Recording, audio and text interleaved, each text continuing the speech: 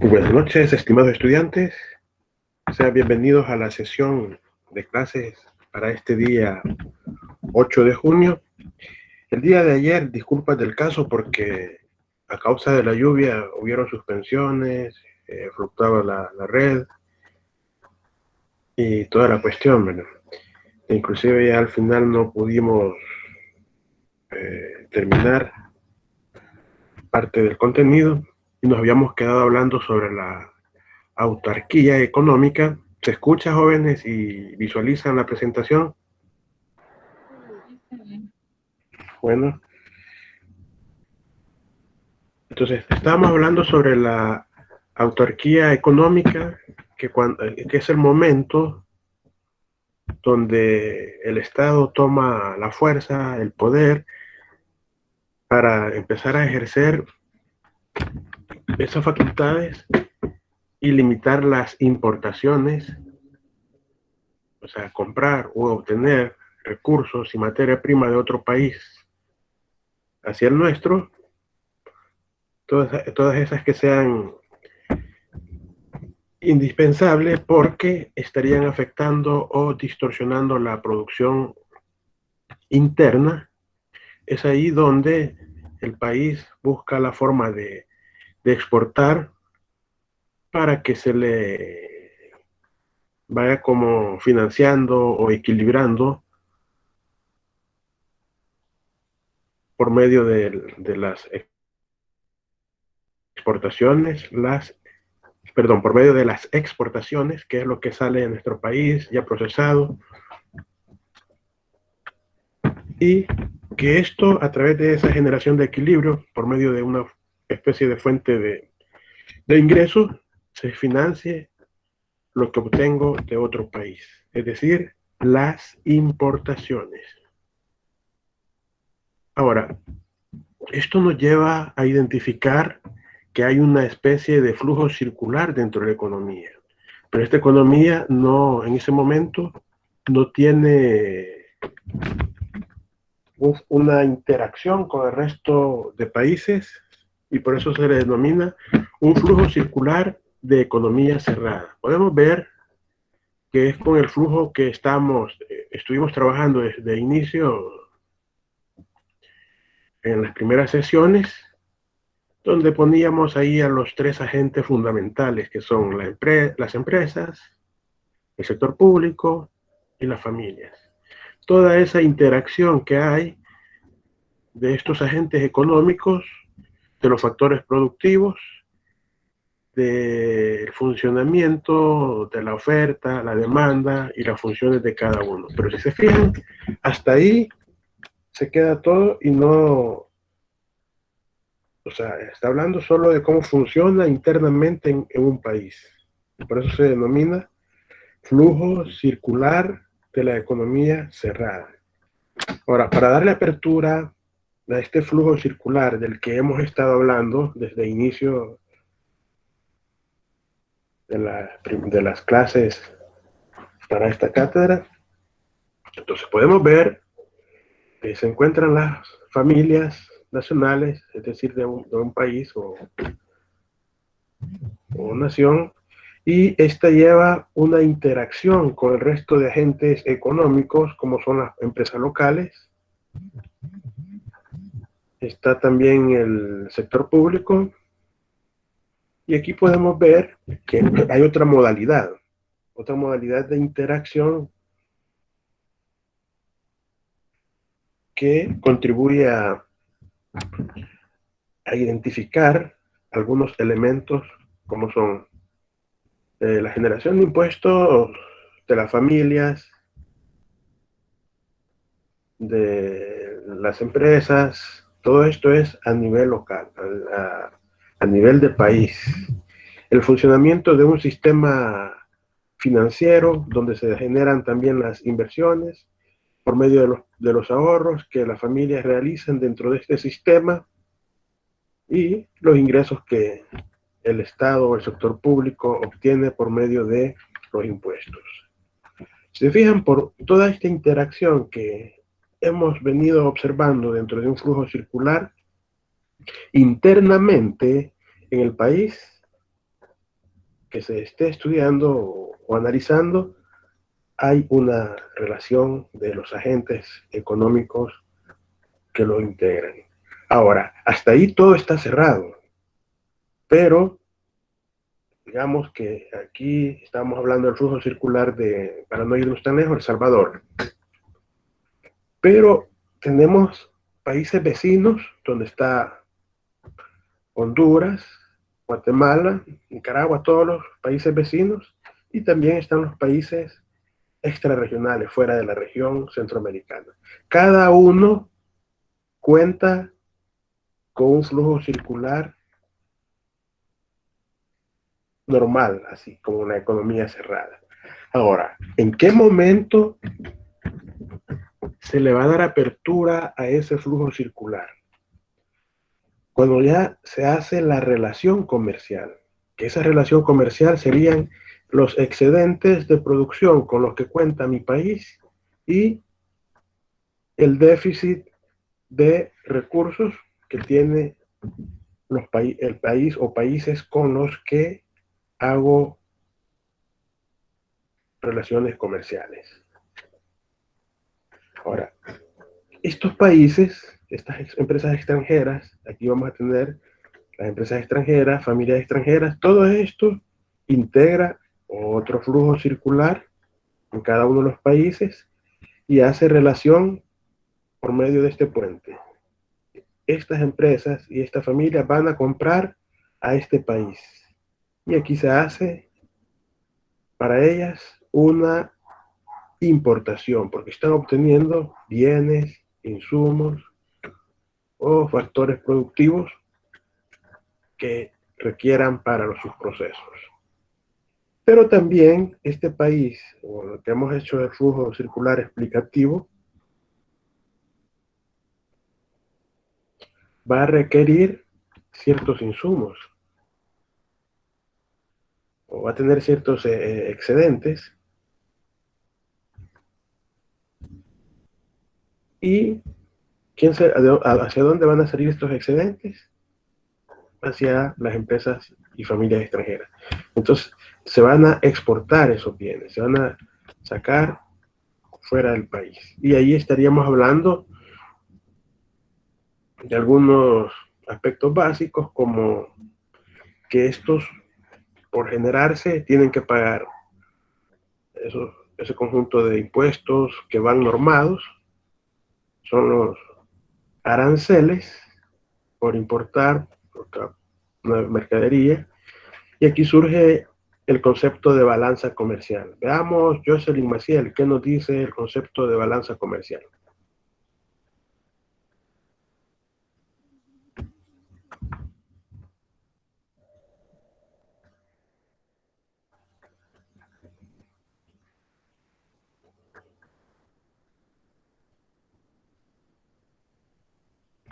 Hola, hola, Jocelyn, no la escucho.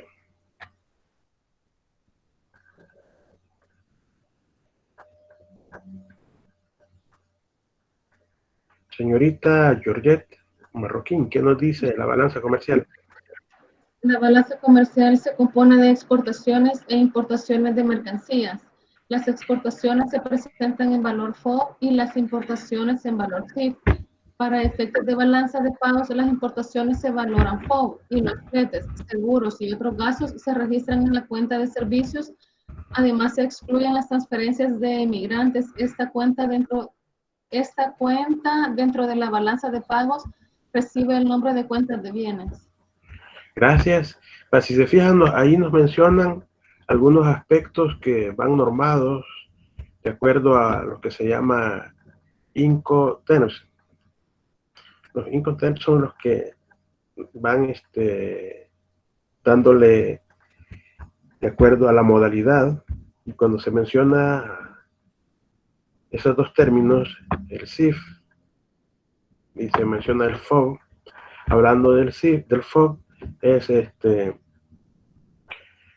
parte de los Incoterms, que quiere decir libre a bordo, free on board. Esto se va a traducir como elementos que sirven para transporte marítimo o fluvial exclusivamente, Entonces, ¿en qué consiste cuando decimos free on board o franco a bordo? Esto nos da una tendencia a que el vendedor de la mercancía en el puerto de embarque va a asumir los costos de trámites aduaneros de exportación y también de las licencias de exportación. Esa es una forma para asegurar, para que no se le vaya a afectar el flete. Y cuando menciona ahí el CIF, es ese valor real que se le aplica a la mercancía durante el despacho aduanero, el origen, el cual va a abarcar tres aspectos básicos o fundamentales, como es el costo de mercancía en el país de origen, el costo del seguro y el costo de flete hasta destino. Entonces, ¿qué están haciendo o qué es la funcionalidad de estos mecanismos que van normados a través de los Incoterms? Aseguran y ayudan a que el comercio se vaya volviendo más sólido y también de esa forma se le va dando solidez a las relaciones comerciales. Y eso se va a ver reflejado en los procesos dentro de la balanza comercial. De ahí tenemos la balanza de pago, que ahí nos menciona, que es la modalidad o el estado en que se encuentra sistemáticamente el conjunto de transacciones económicas dentro de un país. Siempre considerando a periodos, puede ser trimestre, anual, pero por lo general el Banco Central de Reserva lleva ese registro y da los informes trimestrales, o sea, 4 informes al año y el final es donde se hace el resumen o la síntesis de todos estos registros. Está la balanza de servicios, que es ese conjunto de transacciones, una especie de cuenta que va a llevar las estadísticas de todas aquellas exportaciones e importaciones, específicamente de servicios, comunicaciones, servicios tecnológicos, financieros, transporte, seguros y otros. Y ahí está también la balanza de transacciones internacionales, que de la misma forma es una especie de matriz donde se llevan los registros estadísticos de los ingresos y egresos, pero aquí se toma en cuenta el uso de divisas que han realizado entre los habitantes o residentes de un país y los extranjeros de esta economía. Y tenemos el CIF, que ya lo mencionábamos un poco, que es esa especie de seguro que sirve para darle certeza al valor del producto dentro del país de origen, es decir, el costo de este bien y todo el proceso de movimiento logístico hasta llegar este flete al punto de destino. Si se fijan, hemos traído el tema progresivamente, empezamos hablando de historia, de cómo se manejaba todo el proceso, hoy nos vamos acercando cómo es que toda esa base teórica e histórica dentro de la teoría económica es aplicable hasta la fecha.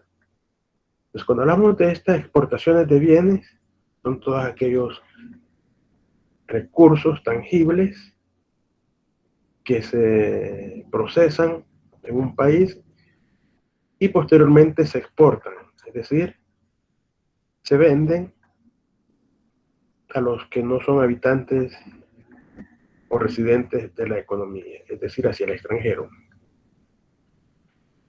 Todo esto tiene costos para reducir los márgenes de inseguridad en en el tramo o el proceso logístico. Por eso es que se les aplican los FOB, los CIF.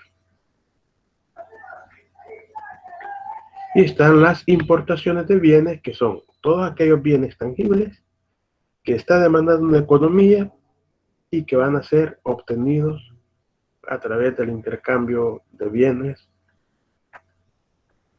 y el uso de un sistema monetario comprado por los proveedores no residentes. Todo esto nos lleva a identificar a la balanza comercial. ¿Y en qué consiste? Simplemente en hacer una resta y obtener esa diferencia entre exportaciones e importaciones. La balanza comercial no es más que a la sumatoria de todas esas exportaciones, le voy a restar la importación. Y para ello tenemos unos ejemplos. ¿Qué es lo que vamos a hacer aquí? Si se fijan, aquí están en colores las filas. Tenemos lo amarillo. En esto amarillo va a ir todas las exportaciones. Y están las subcuentas, están las cuentas que son en verde. Todas estas que están en verde son las subcuentas. Estas subcuentas lo que hacen es sumar las cuentas, perdón, están las cuentas, lo que hacen es sumar las subcuentas. Tenemos la cuenta 1.1, que son los tradicionales, y aquí se va a sumar la 1.11 café, 1.1.2 algodón, 1.1.3 azúcar, 1.14 camarones. Ahora sumamos, vamos haciendo la suma hacia arriba, 0.71, 177.21, 0, 110.56, 288.48 y nos va a dar 5.301.55. Así obtenemos, perdón, no. Lo verde es todo esto que está en blanco, 0.71 más 177.71 más 0 más 110.56 nos va a dar 288.48. Ahí tenemos la cuenta, la sumatoria de la cuenta de los tradicionales. Ahora nos vamos y sumamos los no tradicionales, que sería 1.12, 1.21, 1.22, todo lo que sea comercializado a nivel de Centroamérica, que serían 2029.44, y lo extrarregional fuera de Centroamérica, 1968.05, y nos va a dar 3.997.49. Y nos dice que Maquila no ha tenido mucho movimiento, se ha mantenido aquí con 1015.58. Ahora que ya tenemos estos datos, hacemos la sumatoria de las tres verdes y nos va a dar, y ahí se los he puesto entre paréntesis cómo es el proceso, nos va a dar 5.301.55 al sumar estos tres datos de las filas verdes. Y lo mismo vamos a hacer aquí. Vamos a sumar hacia arriba, vamos a sumar hacia lo verde, todo esto. Después vamos a sumar estos dos datos, los vamos a poner aquí, estos otros dos datos aquí, y así vamos a ir para obtener todos esos datos de las exportaciones, en este caso, todo lo que está arriba. Luego tenemos el punto 2 de la tabla, que son las importaciones. Si se fijan, allí arriba tenemos los FOB y abajo tenemos los CIF.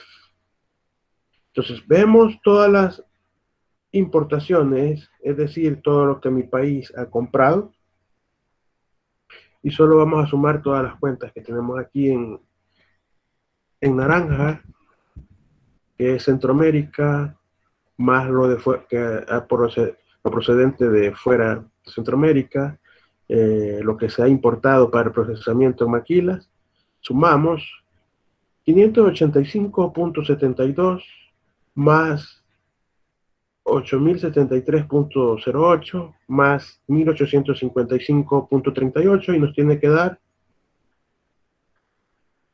10.514.19. Aquí obtenemos nosotros, ya tenemos dos datos importantes, que serían las exportaciones y las importaciones. Hasta ahí ya tenemos para calcular la balanza comercial, que sería restar, ahí les pongo, balanza comercial, ahí está en la fila azul con números amarillos.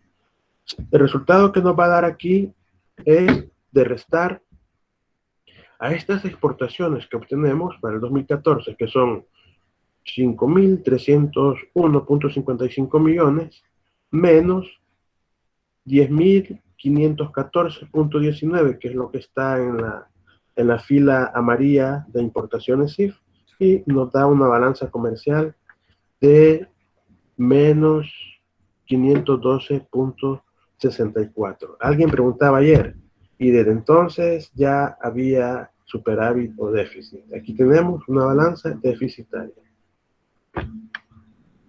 ¿Están comprendiendo, jóvenes? Sí, se entiende. Ahora, el caso que estamos viendo, aquí está ya con los datos. Corroboren por si hay algún error. Aquí estaría. El cuadro anterior aquí está comprobado, está resuelto. Y ahí teníamos un caso que lo iban a resolver ustedes, haciendo el procedimiento que se les ha explicado ahorita. Tenemos, ya se comprendió qué es lo que vamos a hacer, ¿verdad? Sí. Sí. Lo único que aquí no está sombreado, ¿verdad? Para obtener las exportaciones que vamos a hacer, veamos, Henry, las exportaciones del 2013, ¿cómo las va a obtener?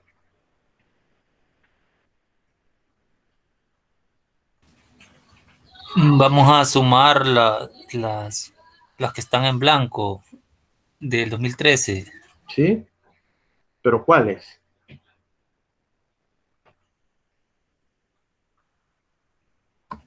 Donde están el café, el algodón, el azúcar, digamos 280.48, 120.56 y así hacia abajo hasta llegar a 1020.58. No. Vamos a sumar para las exportaciones. Vamos a sumar, aquí se fijan, aquí vean los numeritos aquí. La 1.1 ya está sumada, ¿ves? Que son todos los tradicionales. ¿Dónde termina la 1.1? Termina en camarones. Todo esto ya está sumado. Lo que tienen que hacer siempre es revisar si aquí el dato no haya un error. Luego, tenemos 1.2, que son los no tradicionales, 280.48 más 3.990.49. Luego tenemos, ¿dónde termina esta cuenta? Termina en fuera de Centroamérica y aparece Maquila. 1020.58. Solo son tres datos. 1, 1.1, 1.2 y 1.3. Eso es lo que nos vamos a llevar aquí como sumatoria. Luego, en lo de las importaciones, sí, solo vamos a sumar 2.1, 2.2 y 2.3 y ese dato nos vamos a llevar aquí. Para obtener la balanza comercial, vamos a restarle a este resultado que obtengamos aquí de exportaciones FOB, vamos a restar las importaciones y nos va a dar un resultado que por lo general es negativo. ¿Había alguien que iba a preguntar algo?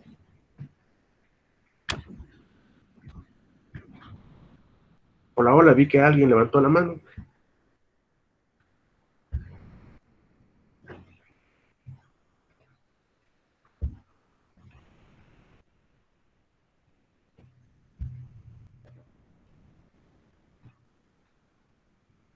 Hola, no iban a preguntar, vi que levantaron la mano.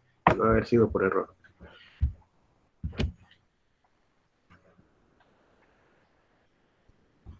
Entonces, esa es la actividad que teníamos programado para el desarrollo del día de ayer y lastimosamente tuvimos el problema con la lluvia. Y el mensaje para la clase de ese día, de esa sesión, de la sesión 11. Voluntario que la quiera leer, Yo le, por favor. un sueño no se hace realidad por arte de magia. Necesita sudor, determinación y trabajo duro. Dos voluntarios que quieran opinar sobre la reflexión de la sesión 11.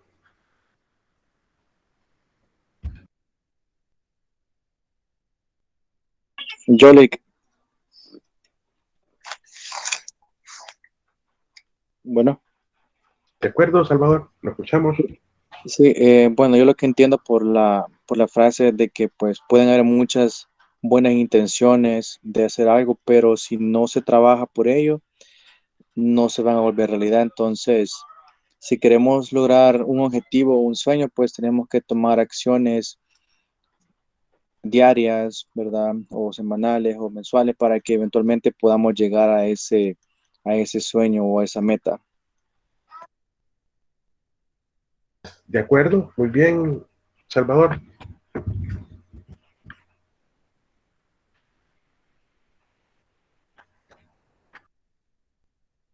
Vamos, Catherine Vanessa.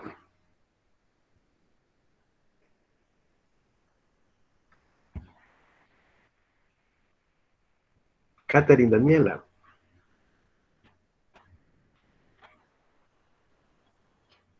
Hola, licenciado. Hola, la escuchamos. Eh, bueno, pues yo pienso que con esfuerzo es que hacemos, permítame.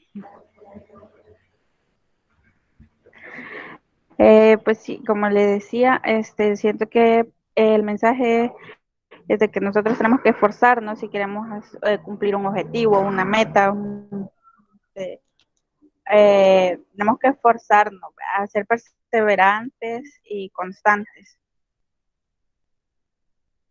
Gracias por los comentarios. Yo siempre le pongo una reflexión a las clases para que nos quede un mensaje. Entonces ahí dice, un sueño no se hace realidad por arte de magia. Los comentarios de ustedes son acertados. O sea, siempre se necesita ese esfuerzo, perseverancia, consistencia para obtener todo aquel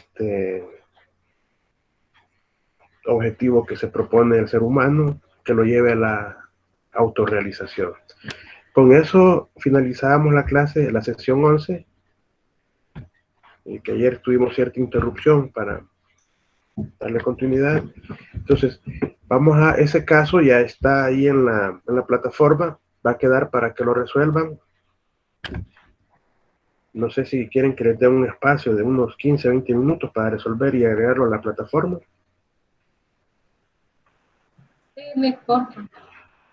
Porque así, si hay alguna duda, alguna consulta, desarrollamos eso y después empezamos con el siguiente tema de la sesión de este día. Ok, gracias. Es individual, Lid. Sí, sí, sería individual. Cualquier duda, aquí voy a estar para que... Sí, individual. Gracias.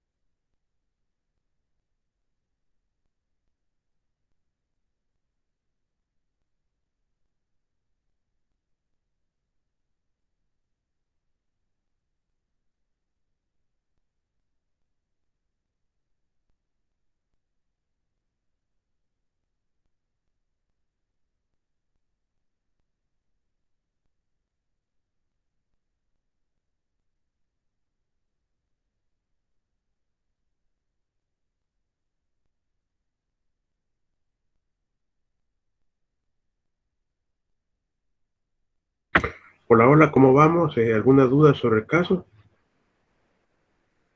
¿Vamos bien? Vamos bien. Bueno, bueno, bueno.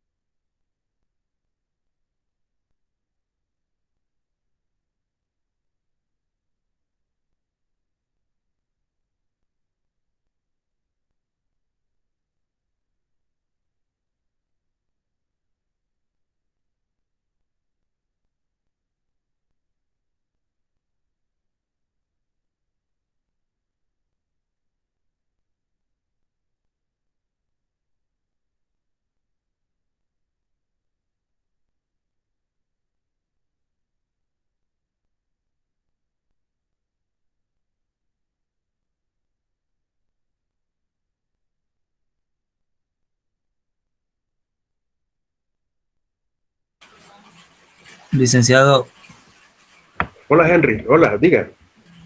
fíjese que tengo una consulta con los tradicionales 1.1. Vaya, estoy haciendo la suma y no me da los 280.48.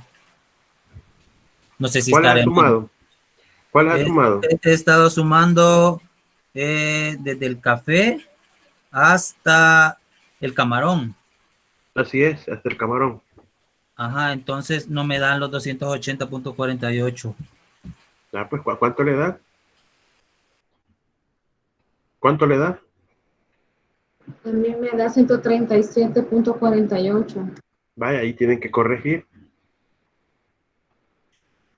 Muy bien, así es. Tienen que así es.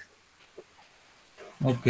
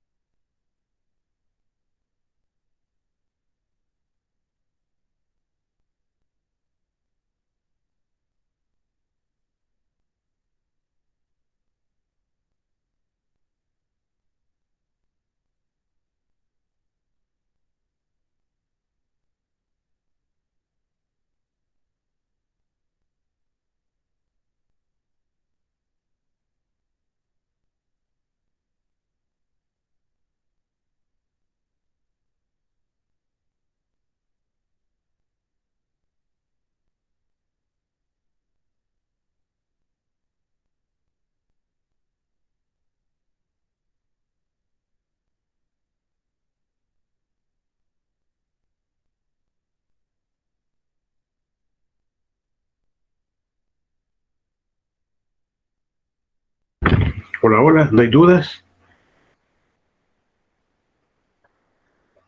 ¿Vamos bien? Sí, vamos bien, Luis. Bueno.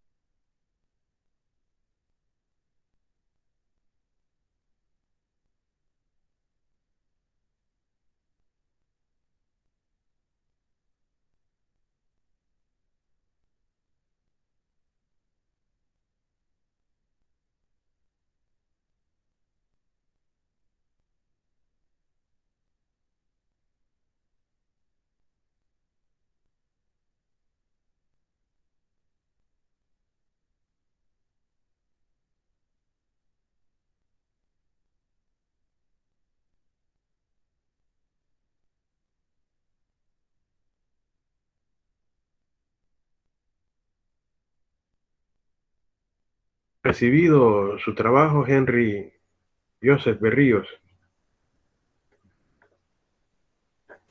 Sí, ingeniero. Recibido.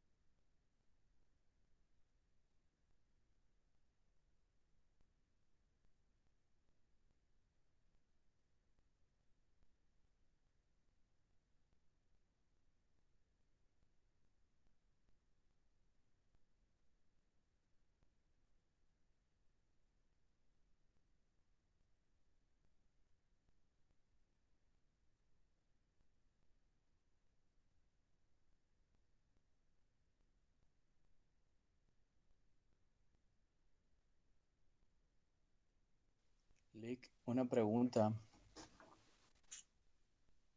Sí, diga.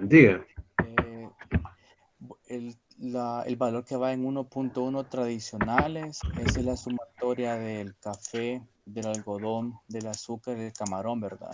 Sí, sí. Creo que estoy preguntando lo mismo que preguntó Henry, pero es que a mí no me da 280.48. No, te va a dar menos. Eso fue lo que les dije, que tenían que corroborar si toda la información estaba correcta. Ah, ok. Entonces puede dar diferente de lo que se ve ahí que dice 280.48. Sí, sí, la sumatoria esa le puede dar diferente. Ok, entendido. Gracias, Lick.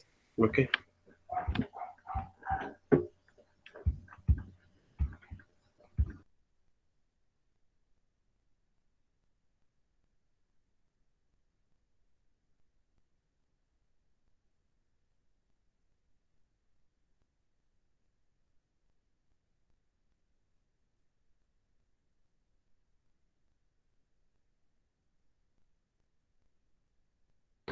Recibido su trabajo, Georgette. Ok, gracias.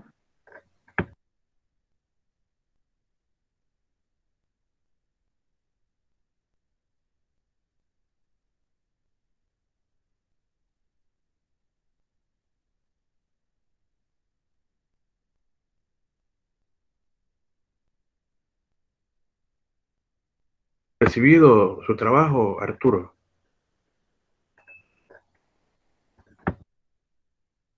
Ok, Vic, ok.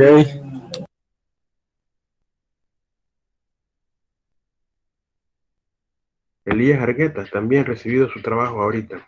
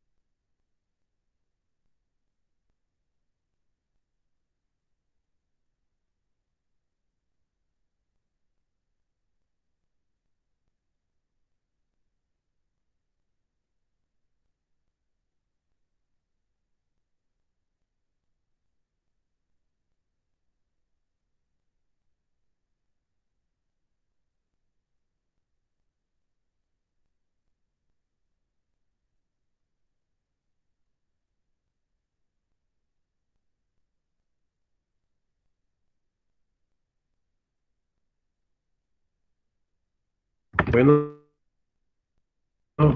creo que ya la mayoría lo ha desarrollado. Victoria Carolina nos iba a decir algo. Victoria Carolina.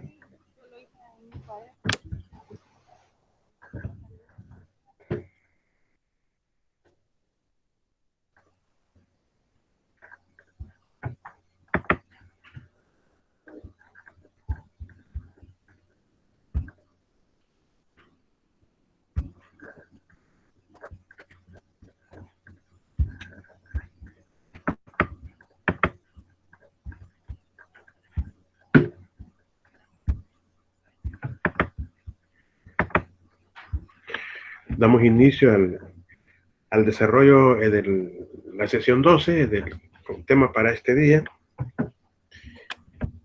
El ejercicio, los que no han finalizado en el transcurso como ya van avanzados y todo eso en el transcurso de este tiempo, lo finalizan y lo agregan a la plataforma, por favor. Y si hay alguna duda, continuamos a la disposición de solventarla.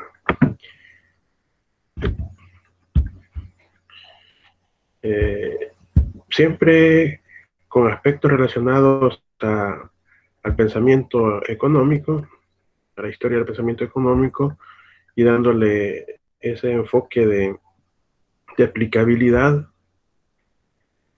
Lo que buscamos es que se conozcan los sistemas de organización que a través de la historia ha venido utilizando la humanidad y comprender cómo estos modos de producción y el entorno sociopolítico han ido predominando en cada una de las épocas con sus respectivas tendencias. El tema se denomina la fisiocracia, el orden natural y el cuadro económico. Si se fijan, desarrollamos ya el mercantilismo y ahí hemos identificado las bases y raíces del comercio, exportaciones, importaciones y el caso que se está resolviendo sobre la balanza comercial para esa asignatura. Hoy vamos a hablar sobre el orden natural y el cuadro económico dentro de la fisiocracia. Cuando se habla de fisiocracia, es una escuela de pensamiento económico que fue fundada por Francis Quesnay en Francia, allá por el siglo XVIII, y él afirmaba que el funcionamiento de los sistemas económicos dependían de la ley natural, por la cual esto era lo que tenía que hacer funcionar todo sistema económico para darle seguridad sin que esto tuviera intervención del gobierno. Y es de aquí donde surge todo su pensamiento económico en el laissez-faire, dejar, del francés al español, dejar hacer, o dejar ser, dejar pasar.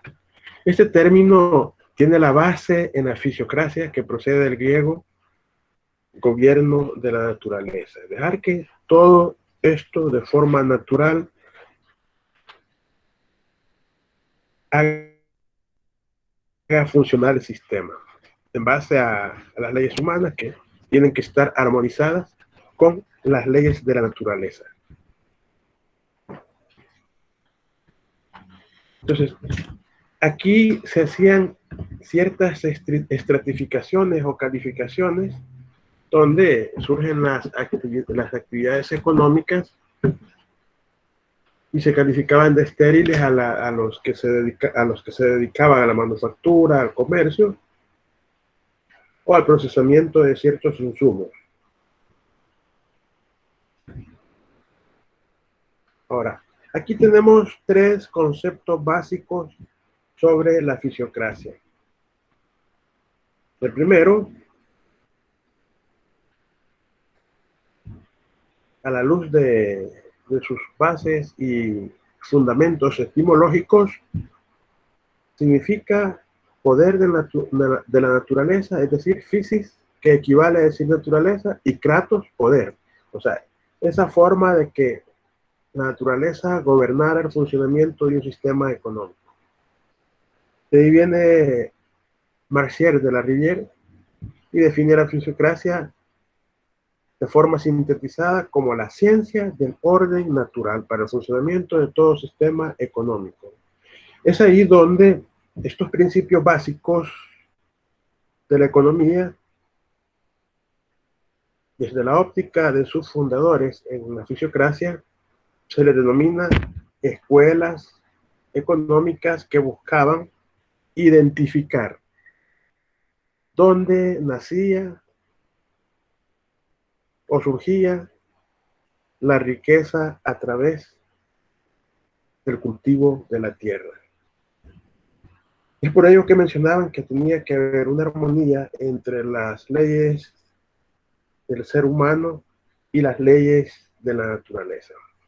¿Cómo surge esta teoría o el funcionamiento de este sistema? Principalmente se da en Francia. Es allí donde también los pensadores de esta teoría empiezan a relacionar los diversos sectores que constituían a la economía y empezaron a estudiar cómo interactuaban estos agentes dentro del funcionamiento de los mercados, pero que no se implementara regulaciones por parte del Estado. En corto tiempo fue desarrollándose con más fuerza el pensamiento de la fisiocracia o fisiócrata. Aproximadamente duró 30 años, desde 1750 a 1780. Entonces, las bases están ahí, dentro de dos corrientes del pensamiento económico que la constituye: la ley natural, la idea de la exclusividad de la productividad de la tierra, y es aquí donde ellos determinaban que la ley natural que iba a regir el funcionamiento del sistema económico siempre iba a tener esa independencia de la forma de actuar bajo la voluntad del ser humano, pero también se iba estudiando cómo el ser humano aprovechaba estos recursos para su beneficio. Se empezaron a ver las fuerzas que conducían al desarrollo y que creaban beneficios por medio del valor que a esto se le iba incorporando a través de los procesamientos, y llegaron a la conclusión que la riqueza en este sistema se fundamentaba principalmente en la agricultura.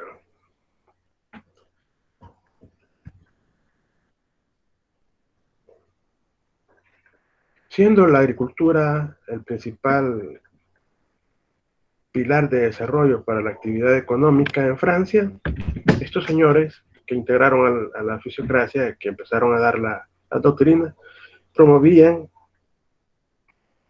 el funcionamiento dentro de este sistema bajo la integración de políticas económicas que contribuyeran a generar mayores niveles de productividad dentro de la agricultura.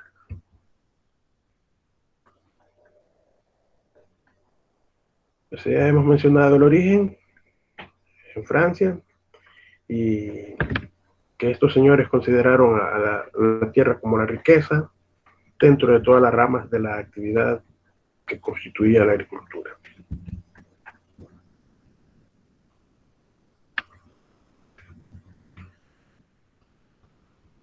Aquí tenemos a esas formas de cómo se integró el pensamiento de los fisiócratas y liderados por Francis Quesnay. Se dice que la tierra produce alimentos y que estos alimentos sirven para seguir incrementando la producción, alimentando ganado, comercializar los excedentes, y esto generaba ingresos. Ambas iban a generar ingresos porque los recursos que se vendían se procesaban para alimentación de ganado, y lo que se comercializaba, el consumo humano, iba a obtener, pero aquí surge también el procesamiento, como es la manufactura, porque se basaba en eso, que toda riqueza procede de los suelos, procede de la tierra, y esta como la generadora única dentro de toda actividad económica en ese momento.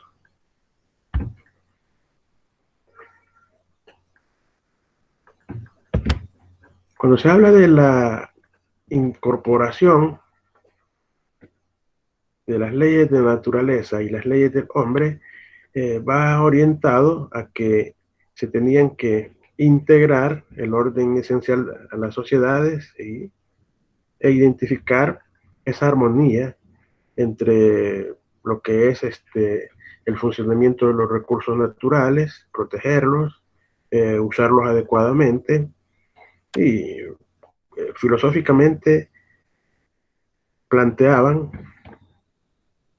que esa armonía entre leyes humanas y leyes de la naturaleza generaba un equilibrio en la sociedad, y esto orientaba a construir felicidad y a la vez crecimiento dentro de lo que es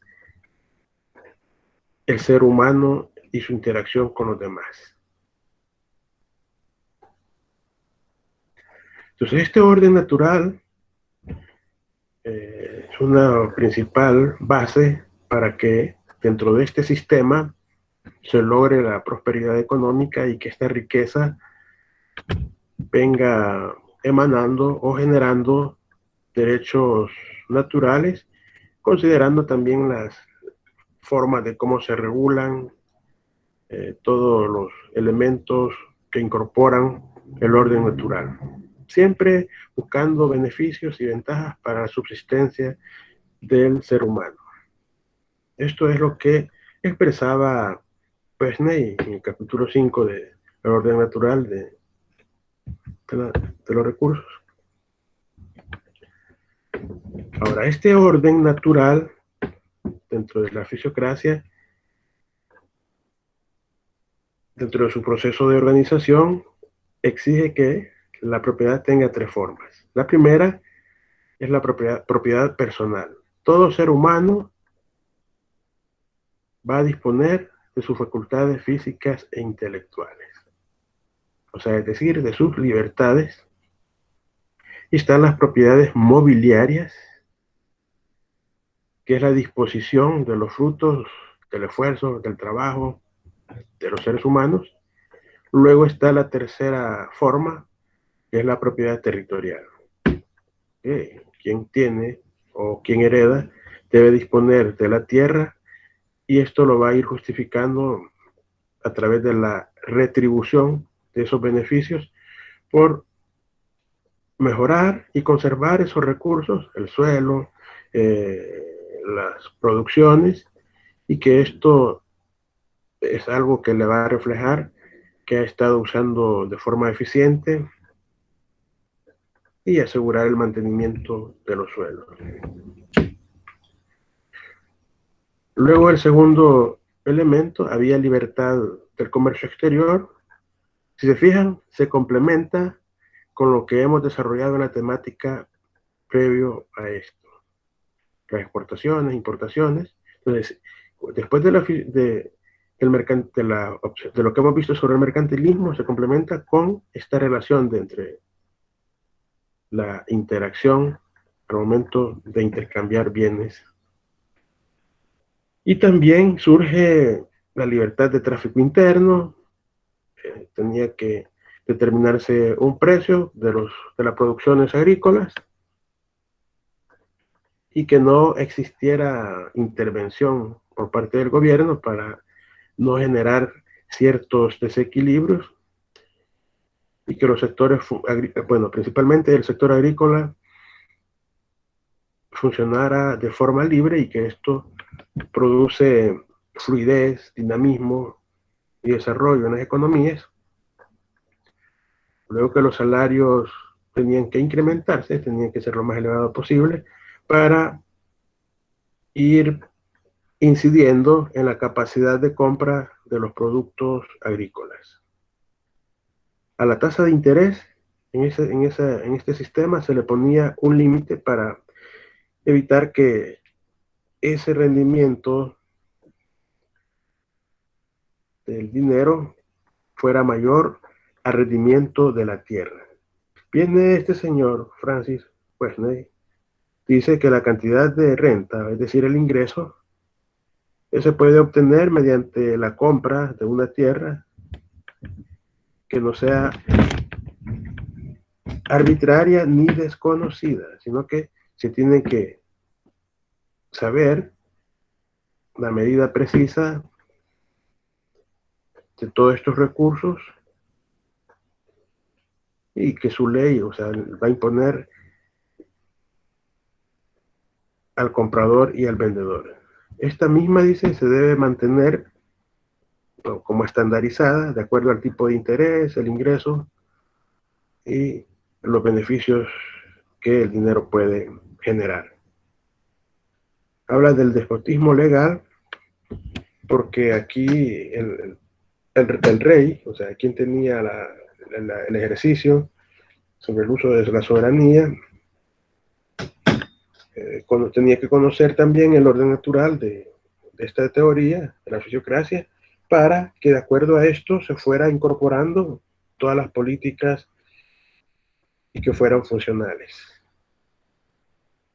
De toda riqueza, la riqueza de cada nación se iba a tomar en cuenta basándose, si recuerdan, en la anterior era acumulación de metales preciosos. Ahora viene y se le da vuelta a esto y ya no es la acumulación de metales preciosos, sino que es el impulso de la productividad del sector agrícola. Entonces, esto se considera la fuente de riqueza porque aquí salen las materias requeridas para el consumo humano y el desarrollo de la manufactura. Hemos mencionado que la physis es naturaleza y el kratos es el poder. Por lo tanto, cuando hablamos de fisiocracia, estamos hablando de ese poder que tiene la naturaleza.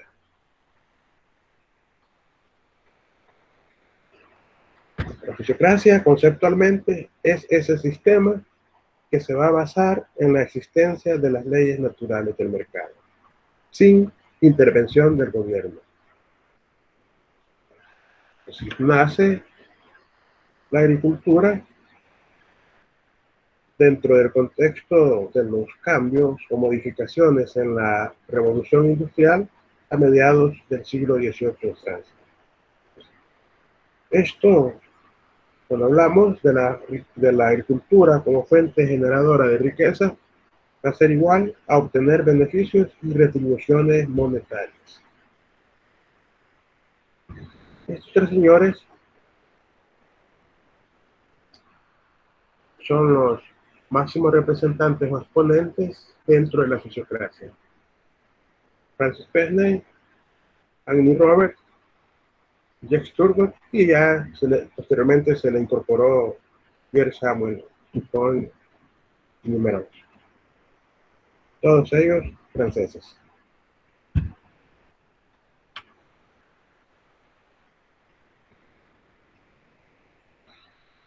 Está también Victor Riquetti, como el marqués de Mirabeau. Empezó a hablar sobre los tratados de cómo identificar la población, la interacción entre los seres humanos. Entonces, estos dos libros u obras, Amigos de los Hombres o Tratado de la Población, iban ya basados en proponer el funcionamiento de este sistema. Viene y hace propuestas sobre que también es necesario agregar impuestos, pero sobre todo basándose en un sistema de economía general, pero identificando las necesidades para construir las políticas agropecuarias de ese momento. Ya en 1760 se empezó a desarrollar el cuadro económico, que fue parte de sus últimas obras, y a este se le denominó Amigo de la Humanidad. ¿Se fijan? Los nombres de sus obras, como que todo fuera más filosofía, pero el último, el cuadro económico, fue el que se ha usado y prevalece hasta la fecha.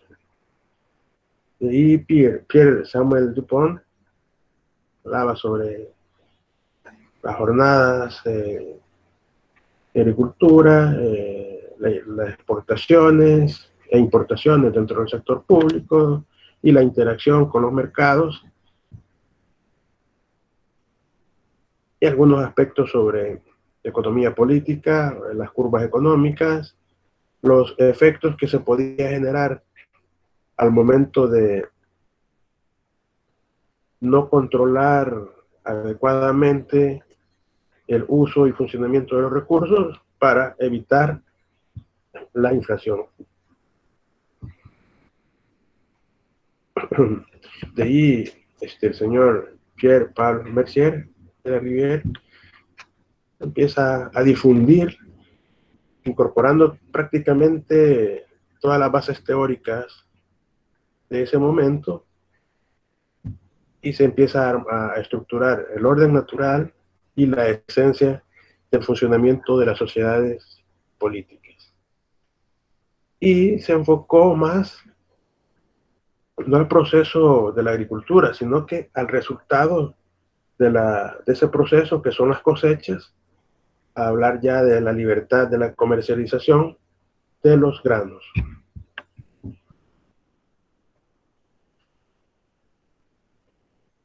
Y a Francisco Letrosne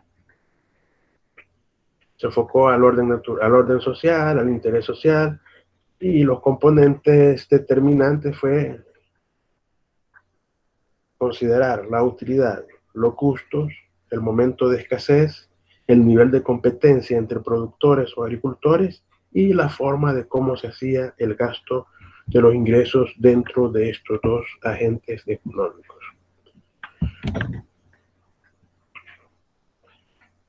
De ahí Robert Jacques Turgot era como más reformista,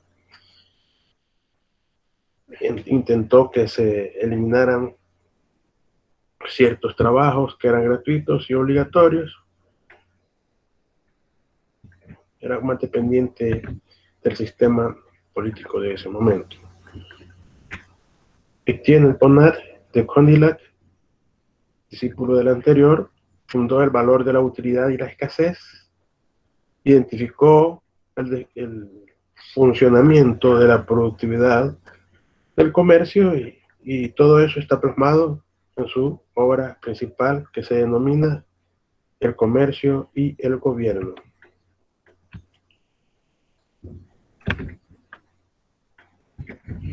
Toda actividad agrícola era generadora de riqueza en los países en ese momento. Entonces, los fisiócratas basaban todo trabajo en función de la tierra, que ésta tendría que ser capaz de lograr resultados positivos.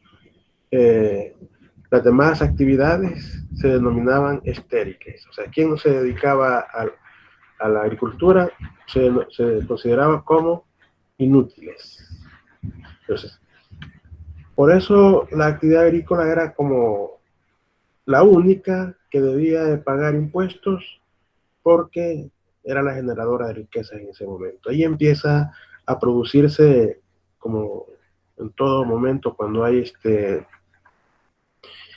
cambios, empiezan a producirse las distorsiones dentro del funcionamiento del sistema.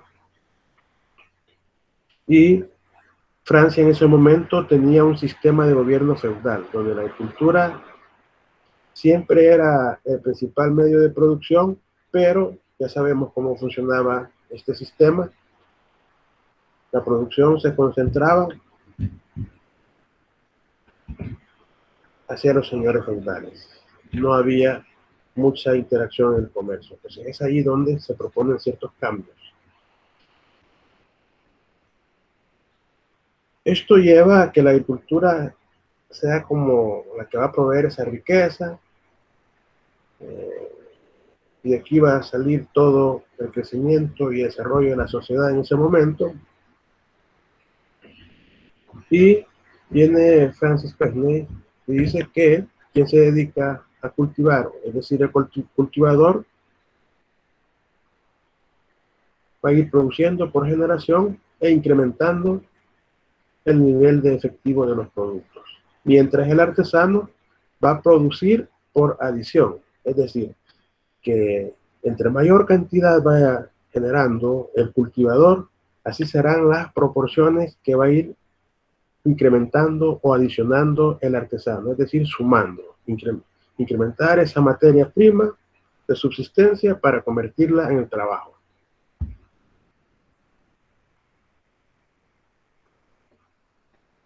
Entonces, Pesney como el padre fundador de esta teoría, de este sistema y su funcionalidad, si se fijan, él habla como un sistema, pero él no era economista, no era filósofo, sino que era alguien que tenía muchos recursos y su profesión era médico cirujano. Pero él tenía muchas posibilidades, pues procedía de una familia de terratenientes y es donde empieza a aplicar el funcionamiento de acuerdo como que fuera un sistema, el sistema de un cuerpo humano. Entonces, crea esta propuesta, surge la Escuela de la Fisiocracia y publica su libro Tableaux Economics, donde explica que el cuerpo humano va a integrar como que, bueno, que el cuerpo humano va a representar un sistema y ese sistema sería el sistema económico que se denominó fisiocracia. Es aquí donde empieza a abordar a la economía como que fuera parte de las ciencias naturales, implementando algunos elementos como la biología y la medicina. Si se fijan, en la segunda sección nosotros hablamos de la economía y su relación con otras ciencias. Y aquí podemos observar ese elemento. Ahora, dentro de esta teoría de la escuela fisiócrata surge la estratificación social, que son todo aquel que se dedique a trabajar en la agricultura es la clase social productiva. El que no genera riqueza y se dedica solo a procesar lo que procede de la agricultura se va a denominar artesano, comerciante. Y la tercera, que serían quienes viven de todo este ingreso, que serían los terratenientes.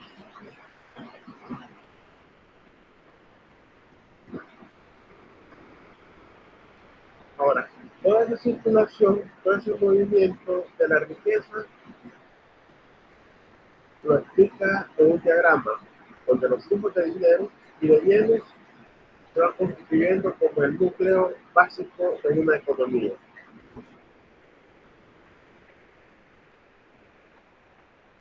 El postulado dentro de la tabla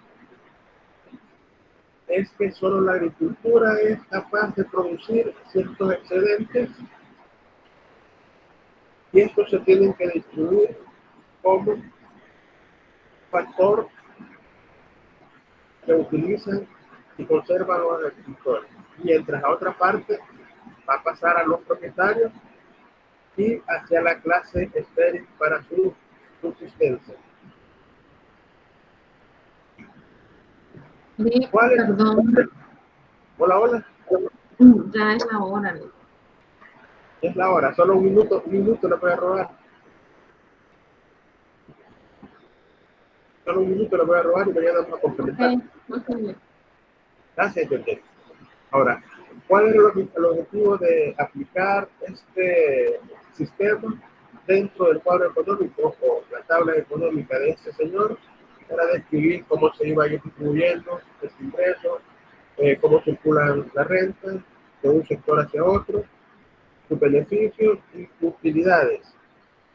Entonces este señor, como médico cirujano, realiza ese cuadro utilizando como referencia el funcionamiento del cuerpo humano. Pues todos los ingresos van a ir circulando en la economía, así como circula la sangre por el cuerpo.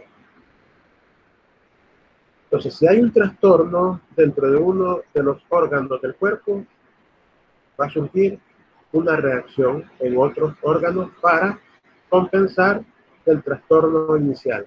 Entonces, así es como este señor le empieza a dar el enfoque al funcionamiento de la fisiocracia.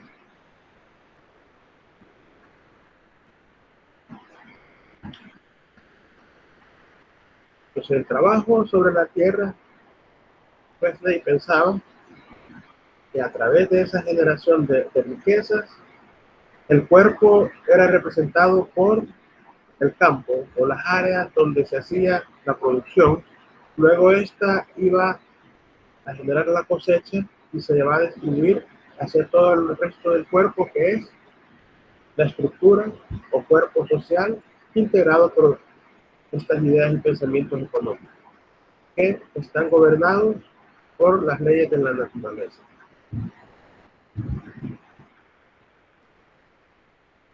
Entonces, aquí el rol de los estados para los fisiócratas era que tenía que existir libre cambio. El Estado no debería de intervenir para modificar las leyes de la naturaleza, y hacemos una relación con el tema anterior de los mercantilistas.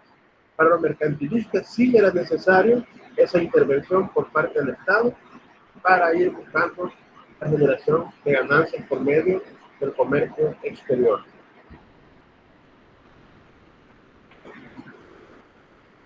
Nos estaríamos quedando aquí y mañana continuamos. ¿Quiénes están pendientes de mandar su actividad? La hacen llegar, por favor. Ok, Liz, buenas noches. Buenas noches, que descansen. Bendiciones a todos. Feliz noche. Feliz noche.